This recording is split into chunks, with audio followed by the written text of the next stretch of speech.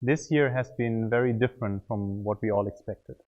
The COVID-19 pandemic spread across the world and it has disrupted our lives in a lot of ways.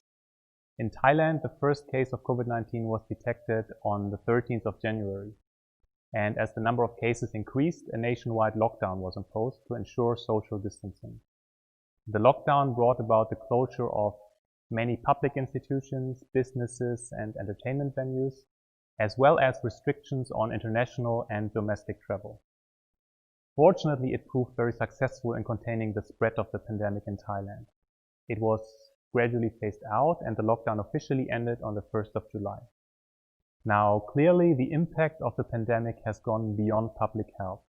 Social distancing measures and the lockdown have had a massive impact on various aspects of our life. Today I would like to talk about young people. In Thailand, approximately 22% of the population are between 15 and 30 years of age. These young people have been caught by the pandemic at a critical stage of their development, during which they undergo sexual maturation when they are teenagers, develop their identity, complete their education, and eventually become financially independent.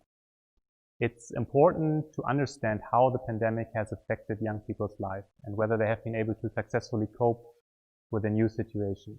Therefore, the United Nations subgroup on young people, convened by UNFPA and in collaboration with the Institute for Population and Social Research, conducted a series of rapid online surveys among young people in Thailand. The results of these surveys provide an insight into young people's concerns during the pandemic. In fact, young people were worried about the pandemic for various reasons. Even though they are not considered a high-risk group, many young people were concerned about the risk of getting infected with the coronavirus. Not only their own risk, but also the risk that their parents or other loved ones might contract the disease. Now, in a public health crisis like this, it's very important to have easy access to healthcare. Fortunately, Thailand established a universal health coverage system in 2002, which has been facilitating the access of young people to COVID-19 prevention, testing, and treatment when necessary. However, a minor but still noticeable share of young people thought that they are not covered by any type of health insurance. This is of course problematic because we don't want young people to hesitate to seek help because they might think that they cannot afford it. What are the concerns that young people have?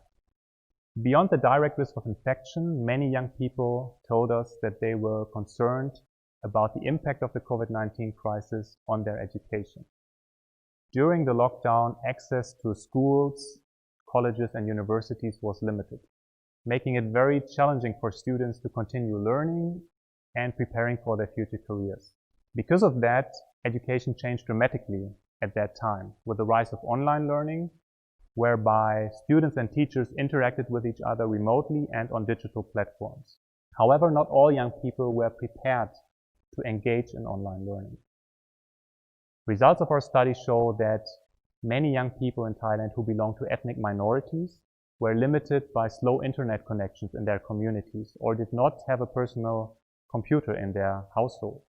Our findings also show that young people with disabilities faced a lack of barrier-free online learning resources that are specially designed for their particular needs. Another major concern expressed by many young people that we interviewed was the impact of the COVID-19 crisis on their employment. In fact, the results of our study suggest that a large number of young people lost their employment during the lockdown. In particular, those who were daily wage workers, freelancers, owners of small one-person businesses, but also employees of private companies. During the lockdown, the Thai government launched a number of initiatives. The 5,000 baht scheme, for example, helped to ease the financial burden of increased youth unemployment, at least for a short amount of time, for 3 months, for those who were able to participate in that scheme.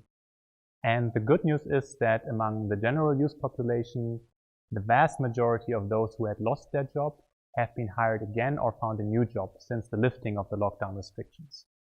However, not all young people were able to benefit from the beginning recovery of the economy. Our study shows that among young people in Thailand's 3 southernmost provinces, Pattani, Yala and Narathiwat, youth unemployment remains much higher, even in the post-lockdown period as compared to the pre-lockdown period.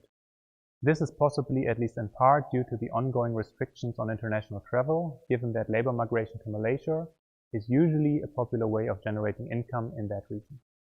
The COVID-19 pandemic also affected young people's sexual and reproductive health.